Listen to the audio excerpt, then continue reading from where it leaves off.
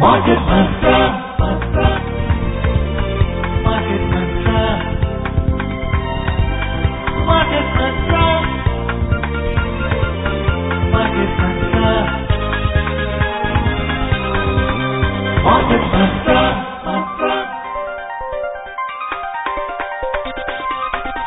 Market Mantra. Good evening, listeners, and welcome to this Sunday edition of Market Mantra, in which we give you a complete update on the economic, business, and stock market news of the day. And today being Sunday, we'll also be taking calls from you on mutual fund and related issues. You can call us on 2331 4444, 2371 7106, and our third dedicated line is 2342 1050. And as always, if you're calling from outside Delhi, please prefix the STD code, that's 011 before the numbers. I am S. Rangabashyam, and with me is my co-anchor in Hindi, Harsh Ranjan. Good evening, Harsh. Good evening, नमस्कार। हाजिर हैं market मंत्र के एक और ताजा अंक के साथ। इस कार्यक्रम में देश विदेश की हम आर्थिक खबरों का जायजा लेते हैं। आज दिन रविवार का है और आज का दिन हम डेडिकेट करते हैं म्यूचुअल फंड्स के ऊपर। श्रोताओं, आपके कोई भी सवाल म्यूचुअल फंड से रिलेटेड हो, किस में जमा करें, कैसा पोर्टफोलियो बनाएं, किससे बाहर निकले, तमाम सवाल म्यूचुअल फंड से संबंधित आप फोन करके हमें पूछ सकते हैं। 3 टेलीफोन लाइन्स हमने आपके लिए खोले हुए हैं। नंबर्स हैं 2331 44 44, 23 71 71 06 और 23 42 10 50, तीनों नंबर दिल्ली के। इनके पहले आप लैंडलाइन के नंबर हैं, इसलिए 011 STD कोड लगा के डायल करें। और आपके सवालों का जवाब देने के लिए खास तौर पर हमने आज स्टूडियो में आमंत्रित किया है वैल्यू रिसर्च से जुड़े हुए mutual fund expert Ashutosh Gupta को। आशुतोष, बहुत बहुत स्वागत है आपका। बहुत धन्यवाद। Now let's begin today's edition of Market Mantra with the headlines in English. Yeah, the top stories. Foreign investors pull out around 14,200 crore rupees from Indian equities market in January so far. And domestic share markets plunge more than 2% in the week ended on Friday. Sensex closes below the 59,500 mark, while the Nifty settles below 17,600 level. जनवरी महीने में अब तक विदेशी निवेशकों ने भारतीय पूंजी बाजारों से 14,200 करोड़ रुपए निकाले। बिकवाली के दबाव में इस हफ्ते घरेलू शेयर बाजारों में 2% से ज्यादा की गिरावट। सेंसेक्स 59,500 के नीचे, जबकि निफ्टी 17,600 अंकों पर पहुंचा।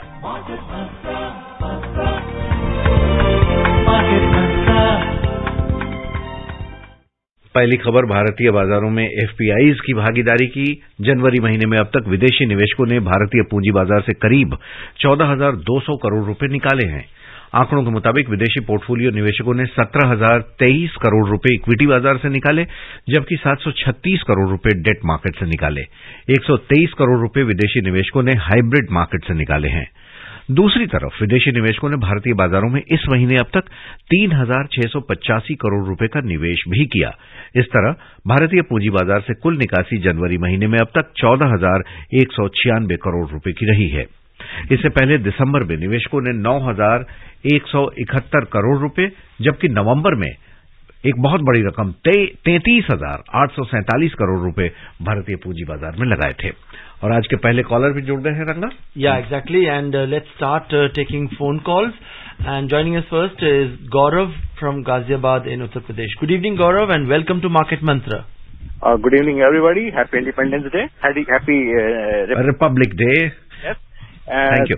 Question is about this Hindenburg report. How will it affect mutual funds, and which banks are highly exposed, if you are aware of, or and which what a retail investor should look into, or is it the right time for us to keep investing at every fall because this report will come and pass? Yeah. Yes, Sure. So Gaurav, a very happy Republic Day to you as well. Now, to your question specific to this report that has come out and made a lot of news, a lot of noise in the market. I think from a mutual fund perspective, the bigger impact could be in terms of all the market upheaval that it causes. In the short term, there would be noise, there would be news, and basis that the markets would react.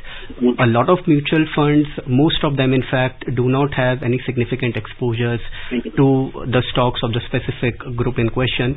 So from that standpoint, we do not anticipate a big impact really. But of course, because of the market-wide impact that it would cause, there might be some short-term impact on mutual funds as well. But as an investor, I don't think you need to worry too much about it. Mutual funds equity funds are meant for your long-term investment, and every now and then there would be some market noise or the other in the short term. I don't think an investor needs to react or overreact because of any of these. So stay calm, stay put and keep investing. Rakesh हमारे अगले collar होंगे दिल्ली से. राकेश, अपना सवाल पूछ सकते हैं. Hello, Rakesh. जी sir. Yeah, you're welcome to the program. Go ahead with your question. जानकारी चाहिए था सर. दो प्रश्न है. जैसे बिहार में हम लोग एक बैंक में पैसे डाले थे, रेमल नाम का था, और दिल्ली में डाले थे पल्स इंडिया नाम का. उसका कुछ सर हो रहा है कि ये दोनों आज राकेश, जो आज हमारा दिन होता है रविवार को, म्यूचुअल फंड्स के लिए ये दिन है. अगर म्यूचुअल फंड से संबंधित कोई सवाल है तो आप जरूर पूछें. और जहां तक आपने पूछा है कि आपने दो जगह पैसा डाला है बैंकों में, ये नॉन बैंकिंग एनबीएफसीज होंगे जिसमें आपने डाला होगा, पर्टिकुलरली इस बारे में आप हमारे अगले शो में सवाल पूछ लें, या तो शनिवार को पूछ लें या सोमवार को पूछ लें. चलते हैं अगले कॉलर के पास. विजय भरूच गुजरात से हमारे साथ जुड़े हुए हैं. विजय जी, स्वागत है आपका. सवाल पूछें. Good evening sir. मेरा सवाल म्यूचुअल फंड से नहीं है, लेकिन वो सिम कार्ड कंपनी है ना, उससे रिलेटेड है. तो क्या मैं पूछ सकता हूँ? नहीं, आज का दिन हम खास तौर पे पूछते हैं, लेकिन फिर भी आप अपना एक बार सवाल पूछ लें ताकि हम उसे नोट कर लें, और फिर हम देखते हैं कि उसका जवाब हम कब और कैसे देंगे. Okay sir. मेरा एक जो सिम था वो मैंने 2011 में लिया था, तो वो अभी 2026 तक का उसका वैलिडिटी था, लेकिन अभी कंपनी ने अभी ही बंद कर दिया है. तो मैं क्या उसके Vijay, are you talking about the mobile SIM, the SIM card of the mobile? आप मोबाइल सिम कार्ड के बारे में बात कर रहे हैं विजय? हाँ. Okay. Vijay, yeah, as we said earlier, this is a program which is focused on economics, business and stock market, and as per our tradition of Market Mantra, Sundays are exclusively dedicated for mutual fund and related issues. So we won't be able to take your specific question on the telecom industry on this particular personal issue of having a SIM card from a company and facing some problem. Let's move on and take our next caller. We have Sanjay joining us from Mumbai. Good evening, Sanjay, and welcome to Market Mantra. Okay, thank you, sir. My question is, how are NASDAQ 100 funds for investment? Is it right time to invest in them? Okay. जी आशुतोष, इस बारे में थोड़ा सा विस्तार से हम भी जानना चाहेंगे कि NASDAQ 100 फंड्स में कैसे इन्वेस्ट करें. क्या अभी इसमें कोई लॉक चल रहा है कि आप नहीं कर सकते हैं? क्या क्या रूट हो सकते हैं और क्या होराइजन रखें टाइम का? Sure. So I'll answer your question as well, Harshi, and of the caller as well. So first of all, how is NASDAQ 100 as an investment avenue? I think it's a good long-term investment avenue. Indian investors traditionally have been much more focused on the Indian markets itself, and that's not unique to India. If you go to any other market as well, अगर आप किसी और market में भी जाते हैं तो generally investors की प्रेफरेंस अपनी होम मार्केट की तरफ होता है. इसे होम मार्केट बायस बोलते हैं जी. लेकिन जैसे जैसे इंडियन इन्वेस्टर्स अपने होराइजन को ओपन अप कर रहे हैं, they are looking to invest abroad as well. और जब आप इंडियन मार्केट्स के बाहर देखते हैं तो I think NASDAQ 100 offers a very good long term investment Avenue.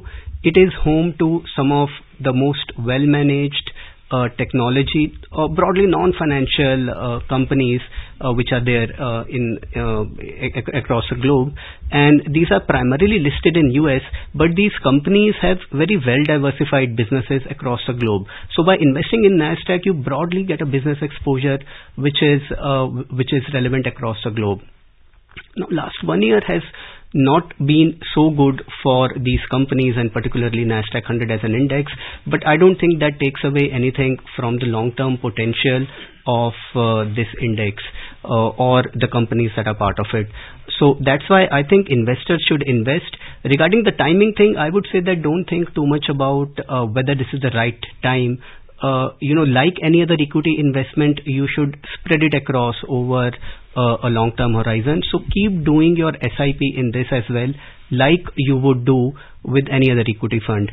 That leads me to the next important question, that in 2022, because these funds were hitting the upper limit of how much RBI permits Indian funds to invest abroad, and that limit is about $7 billion.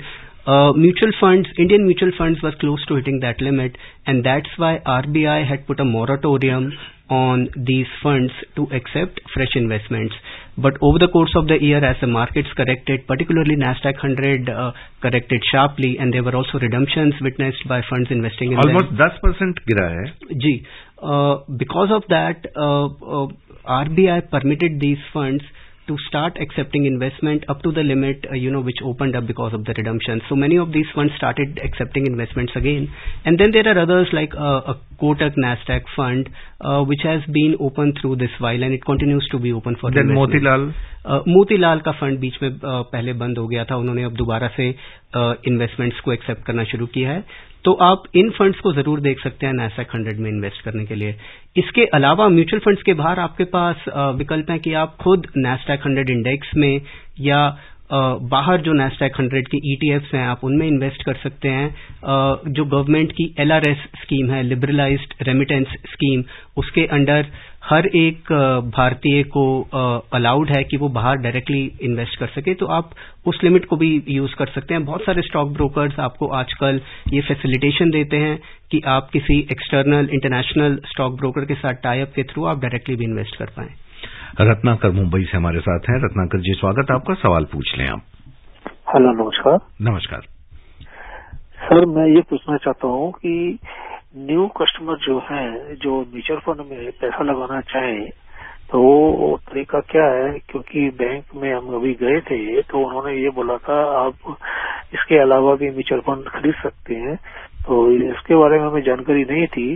तो इसके लिए क्या कैसे जानकारी मिल पाएगी आप लोगों से? जी बिल्कुल रत्नाकर जी, बहुत बेहतरीन सवाल है और ये सबके लिए गाइडेंस में काम आएगा. अब आप डायरेक्ट खरीद सकते हैं. शुतोष, आप बताएं डिटेल. जी रत्नाकर जी, पहले तो मैं ये बता दूं आपको कि म्यूचुअल फंड्स दो प्रकार के होते हैं मोटे तौर पर अगर हम देखें तो. एक होते हैं म्यूचुअल फंड्स के रेगुलर प्लान और एक होते हैं डायरेक्ट प्लान. म्यूचुअल फंड की हर स्कीम आपको ये दो ऑल्टरनेटिव प्रोवाइड करती है. डायरेक्ट प्लान वो हैं जिनमें आप किसी एजेंट या किसी डिस्ट्रीब्यूटर के थ्रू इन्वेस्ट नहीं करते, आप सीधा म्यूचुअल फंड के साथ निवेश करते हैं. आजकल काफी फिनटेक प्लेटफॉर्म्स हैं जो ये काफी आसान बनाते हैं. अब प्रोसेस जो म्यूचुअल फंड में इन्वेस्ट करने का है वो पूरा डिजिटाइज हो चुका है. तो अब आप ऑनलाइन किसी भी ऐसे अच्छे फिनटेक पे जाते हैं तो वो आपका पैन नंबर पहले तो सबसे पहले मांगते हैं. उसके बेसिस पे आपको एक KYC का प्रोसेस होता है, नो योर कस्टमर जिसे बोलते हैं, वो आपको पूरा करना होता है. और ये प्रोसेस अब कम्प्लीटली ऑनलाइन है. वो आपसे पैन नंबर मांगेंगे, उसके बाद आपके आधार नंबर मांगेंगे, आधार के थ्रू आपका ई-वेरिफिकेशन हो पाएगा. पूरा कहने का मतलब ये डिजिटली आप ये कर पाएंगे. अगर आप ऑनलाइन बैंकिंग करते हैं और ऑनलाइन बैंकिंग करने में काफी कंफर्टेबल फील करते हैं तो ऑनलाइन म्यूचुअल फंड में इन्वेस्ट करना मेरे लिहाज में कोई बहुत आपको दिक्कत का सबब नहीं बनेगा. तो आप किसी भी फिनटेक प्लेटफॉर्म पे जाइए, वहां पे आप ये प्रोसेस पूरा कर सकते हैं. प्रोसेस के मोटे मोटे 3-4 स्टेप होते हैं जो मैं आपको बता दूं. सबसे पहले आपको अपना KYC पूरा करना होता है जैसे मैंने बताया, और वो आपको पूरा गाइड करते हैं स्क्रीन बाय स्क्रीन. एक सेल्फ गाइडेड मैकेनिज्म के थ्रू आपसे पैन नंबर मांगेंगे, आधार नंबर मांगेंगे और वो प्रोसेस आगे बढ़ेगा. तो आप पहले अपना KYC करेंगे, उसके बाद आप अपना बैंक अकाउंट लिंक करेंगे अपने अकाउंट के साथ, जो भी पूरा एक OTP वेरिफिकेशन के थ्रू आपका बैंक अकाउंट लिंक होता है. और उसके बाद आप जिस फंड में निवेश करना चाहते हैं आप वो स्कीम सिलेक्ट करेंगे, अमाउंट सिलेक्ट करेंगे और आपका पैसा बैंक अकाउंट से डेबिट होकर सीधा म्यूचुअल फंड में जाएगा. एक मैं इस पे बात और बता दूं कि आजकल म्यूचुअल फंड्स का जो ओवरऑल डिजाइन है, जो मैकेनिज्म है, वो बहुत ही सुरक्षित है, बहुत ही सेफ है. पैसा आपके अकाउंट से निकल के सीधा सिर्फ म्यूचुअल फंड स्कीम में ही जा सकता है. ये पैसा आपका बीच में किसी डिस्ट्रीब्यूटर के पास, किसी एजेंट के पास या किसी भी और एंटिटी के पास बीच में नहीं जाता है. सीधा म्यूचुअल फंड में जाएगा और वहां से आप रिडीम करेंगे तो भी सीधा आपके बैंक अकाउंट में आएगा.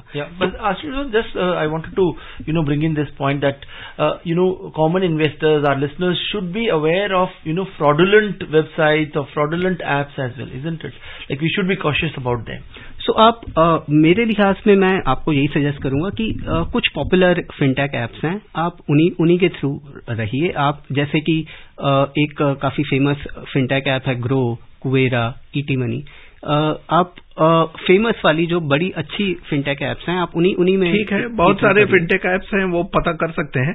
और अगर आपने एक बार आपकी केवाईसी हो गई तो किसी भी म्यूचुअल फंड हाउस से आप बड़े आराम से वो उनके साथ शेयर हो जाता है और उसके बाद आप इन्वेस्ट कर सकते हैं. और एक बात मैं और यहाँ कह दूं कि अगर आपको काफी इस बात को लेकर चिंता है तो आप सीधा म्यूचुअल फंड की वेबसाइट पे जाके भी इन्वेस्ट कर सकते हैं. फिर आपका ये किसी भी तरह का डर या फ्रॉड होने की संभावना बहुत कम हो जाती है. सारे म्यूचुअल फंड हाउस आजकल आपको अपनी वेबसाइट के थ्रू डायरेक्ट इन्वेस्ट करने की फैसिलिटी प्रोवाइड करते हैं और सभी काफी सहूलियत के साथ इन्वेस्ट करा पाते हैं. And there will that be reflected.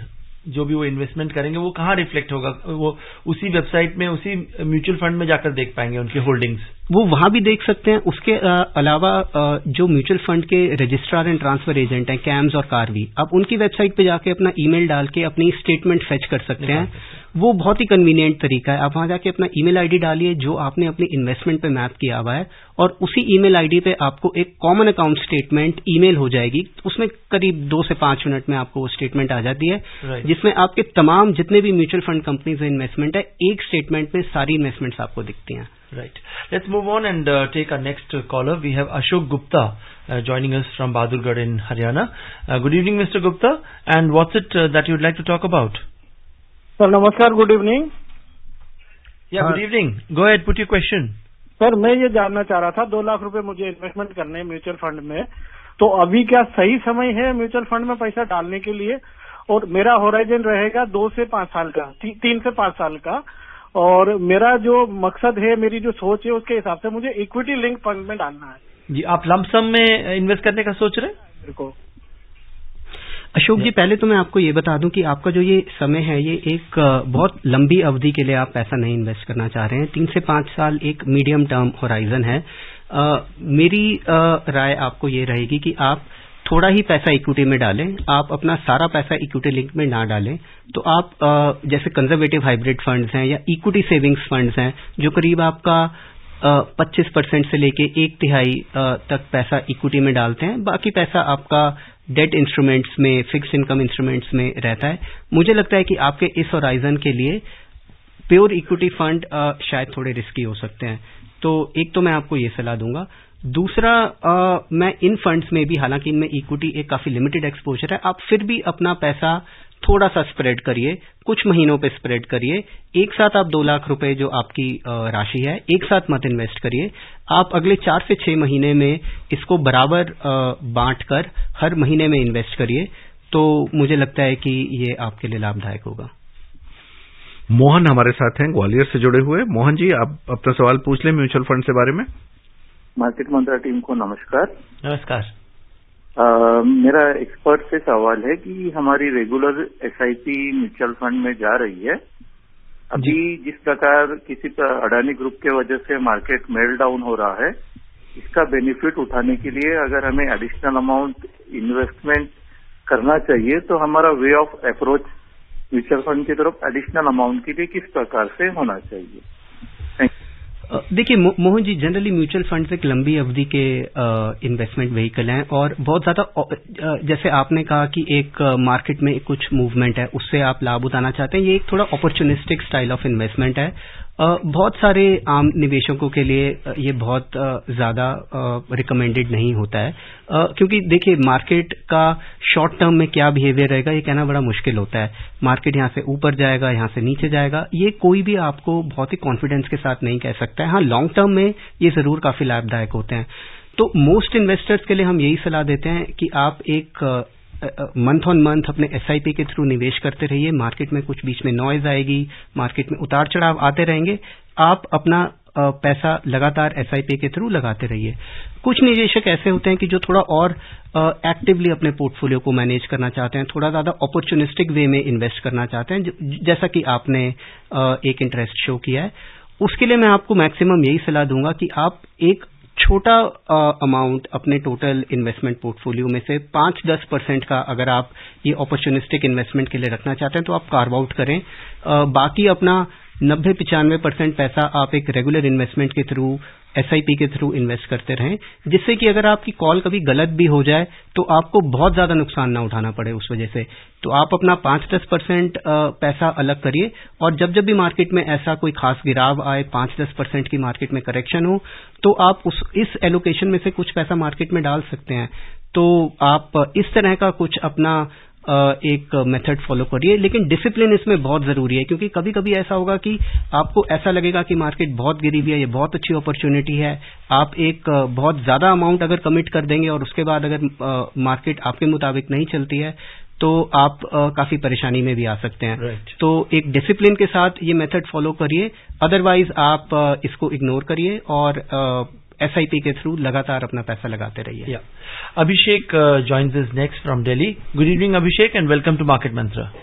Thank you sir. Good evening everyone. Sir मेरा ये क्वेश्चन है, एक न्यू पर्सन के लिए जो स्टॉक मार्केट में जाना चाहता है, तो सर वो अपना म्यूचुअल फंड में इन्वेस्ट करे, ETF में जाए, इंडेक्स फंड में जाए।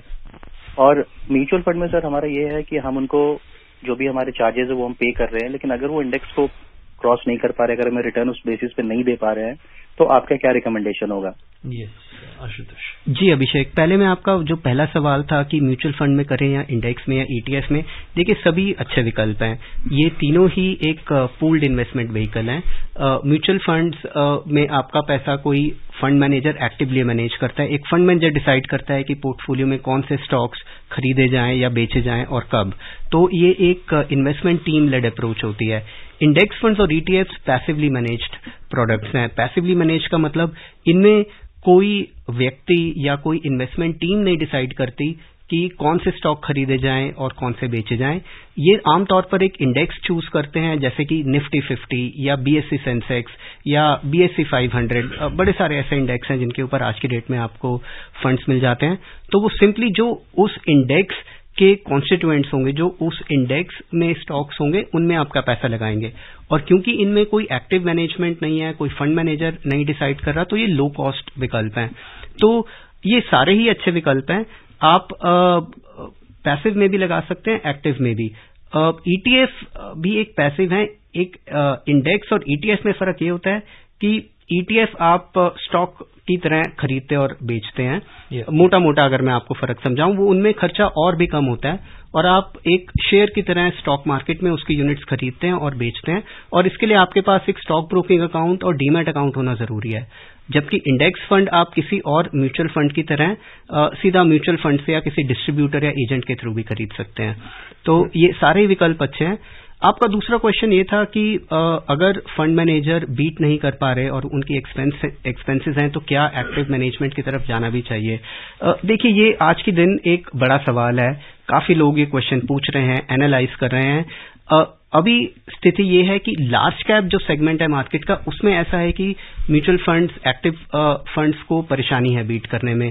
काफी फंड्स ऐसे हैं जो एक कंसिस्टेंटली बीट नहीं कर पाते हैं, और इसलिए active passive funds large cap stocks की सेगमेंट में काफी पॉपुलर हो रहे हैं। लेकिन आप एक ब्रॉडर मार्केट की बात करते हैं तो अभी भी एक्टिव फंड्स अच्छे से बीट कर पाते हैं और अपना जो खर्चा है उसको जस्टिफाई कर पाते हैं। तो लार्ज कैप सेगमेंट में ही अगर आप सीमित रहना चाहते हैं तो आप जरूर पैसिव फंड को भी देख सकते हैं, लेकिन अगर आप एक ब्रॉड मार्केट एक्सपोजर चाहते हैं तो मैं समझता हूँ एक्टिव फंड ही एक बेहतर विकल्प है। Right, and before we take more phone calls, let's take a look at the stock markets.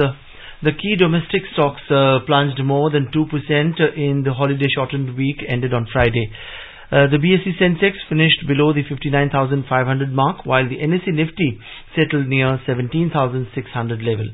The Sensex and Nifty both witnessed broad-based selling amid recessionary fears in the West and cautious approach ahead of the Union Budget on Wednesday. Investor sentiment was also impacted amid fall in Adani Group stocks after a report about health of the company by a US-based investment research firm. During the week, the Sensex lost 1,291 points or 2.18% to close at 59,331. The Nifty 50 index also dropped 423 points or 2.4% to settle at 17,604. And let's move on and continue with phone calls. We have Suresh joining us from Noida in Uttar Pradesh. Good evening, Suresh, and welcome to Market Mantra. Dhirendra ji को मेरा नमस्कार sir. आज हमारे साथ आशुतोष गुप्ता जी हैं। He is also mutual fund expert. या जी, आप पूछ लें सुरेश जी। मैंने last year senior citizen saving scheme में एक सीनियर सिटीजन सेविंग स्कीम में 10 लाख रुपया लगाया था जी। उस टाइम जो इंटरेस्ट रेट था 7.4%। अभी गवर्नमेंट ने उसको बढ़ा के 8% कर दिया। तो क्या मुझे ये 8% मिलेगा? और यदि नहीं मिलेगा तो क्या मैं उसको बंद करके मुझे दोबारा नया अकाउंट खोलना चाहिए? Is it permitted? Thank you sir. Yes sir. नहीं, आपको अभी जो रेट आपने जिस रेट पे इन्वेस्ट किया था आपको वही रेट मिलेगा, पहली बात तो ये। और आप इसमें लॉक इन होता है तो आप बंद भी नहीं कर पाएंगे। लेकिन मुझे लगता है कि देखिए ये रिटर्न थोड़ा बहुत ऊपर नीचे होता रहता है। आई थिंक जो 7.6% जिस रेट पर आपने निवेश किया है वो भी एक आज के कॉन्टेक्स्ट में काफी अच्छा रेट ऑफ रिटर्न है। तो मुझे लगता है कि आप इस पे बने रहिए। और हमारे साथ एक केशव जुड़े हुए हैं मुंबई से। हम ये पूछना चाह रहे हैं आशुतोष कि अगर स्विच करना हो एक फंड से दूसरे फंड पे तो जाहिर सी बात है कि हम एक नजर रखते हैं जो हमारे इन्वेस्टमेंट है, स्विच कब करना चाहिए? देखिए, फंड से स्विच करने के आपके 2-3 कारण हो सकते हैं। पहला कारण तो ये कि आपने जिस ऑब्जेक्टिव के लिए फंड में इन्वेस्ट किया था आपका वो ऑब्जेक्टिव पूरा हो गया है। या मानिए आप एक गोल लेकर चल रहे थे कि जो 12-15 साल दूर था, अब वो स्थिति है कि आप धीरे धीरे इन्वेस्ट करते रहे, आपका पैसा बढ़ता गया, अब आपका वो गोल नजदीक आ रहा है। मानिए आपने घर खरीदने के लिए या बच्चों की हायर एजुकेशन के लिए आप इन्वेस्ट कर रहे थे, अब वो 2-3 साल में वो स्थिति आ जाएगी कि आपको वो कॉलेज की फीस भरने के लिए पैसा चाहिए होगा। तो ये जरूरी है कि आप इक्विटी से धीरे धीरे निकल के सेफर इंस्ट्रूमेंट्स में पैसा डालें, क्योंकि आप बिल्कुल एंड टाइम तक नहीं छोड़ सकते। लास्ट में अगर इक्विटी मार्केट में काफी शार्प करेक्शन आ गई तो आपकी सारी जो इतने सालों की मेहनत है वो पानी फिर जाएगा, उस पे पानी फिर सकता है। तो पहला तो स्विच करने का रीजन होता है कि आप किस कारण से किस गोल के लिए इन्वेस्ट कर रहे थे, और जैसे जैसे आप उस गोल के नजदीक आते हैं तो आपको थोड़ा स्विच करना पड़ता है, आपको एक सही सूटेबल इन्वेस्टमेंट में मूव करना होता है। एक तो रीजन ये होता है। दूसरा रीजन स्विच करने का यही हो सकता है कि आपका फंड जो आपने चूज किया वो काफी लंबे समय से अंडर परफॉर्म कर रहा है और एक उसके कंपैरिजन में बेहतर विकल्प दूसरा मिल रहा है तो आप लेकिन इस रीजन के लिए आप बहुत जल्दी ना करें, क्योंकि अच्छे से अच्छे फंड भी ऐसे स्थिति ऐसे फेजेस से गुजरते हैं जब वो अंडर परफॉर्म करते हैं। तो मेरे हिसाब से कुछ महीनों की या साल भर की या 1-1.5 साल की under performance should not be a reason कि आप उस फंड से स्विच करने का सोचें। थोड़ा वॉचफुल रहें, देखें, उसको टाइम दें और स्विच करते हुए एग्जिट लोड और टैक्स पे जरूर ध्यान दें। Yeah, we have Keshav joining us from Mumbai. Good evening, Keshav, and put your question quick. Good evening sir, मैं केशव बोल रहा हूँ मुंबई से। सर मैं गवर्नमेंट एम्प्लॉय हूँ, तो मैं टैक्स ब्रैकेट में आता हूँ, तो मुझे पीपीएफ अकाउंट में जाना चाहिए कि टैक्स सेविंग फंड लेना चाहिए, इसलिए कौन सा सही रहेगा? राइट, दोनों में से। Thank you. देखिए केशव, अगर आपका एक लंबे समय की अवधि के लिए आप इन्वेस्ट कर सकते हैं, आप 7-8 साल या उससे ज्यादा तक के लिए निवेश में बने रह सकते हैं, तो मेरे हिसाब से आपको जरूर ईएलएसएस की तरफ जाना चाहिए। पीपीएफ एक फिक्स इनकम में अच्छा विकल्प है, लेकिन 15 साल का विकल्प है, और 15 साल की अवधि में मुझे लगता है कि म्यूचुअल फंड ईएलएसएस जो कि इक्विटी में निवेश करता है वो काफी सक्षम है आपको बहुत बेहतर रिटर्न देने में। Right. We have Rajiv joining us from Jaipur, but I'm afraid due to paucity of time, we won't be able to take his call. Rajiv, we would request you to join us next Sunday in the mutual fund program, or even tomorrow if you have a general question, you can join in tomorrow, that's Monday. और आशुतोष, आज के programme में इतना ही। आप आए, सारे श्रोताओं के सवालों का जवाब दिया, आपका बहुत बहुत शुक्रिया। बहुत धन्यवाद। And we would also like to thank all our callers for their active participation in today's program. And before we close, a quick look at the top stories. Foreign investors pull out around 14,200 crore rupees from Indian equities market in January so far. And domestic share markets plunge more than 2% in the week ended on Friday. Sensex closes below the 59,500 mark, while the Nifty settles near the 17,600 level. And with that, we come to the end of this edition of Market Mantra. Thank you so much for joining us. Goodbye. Namaskar. Market Mantra.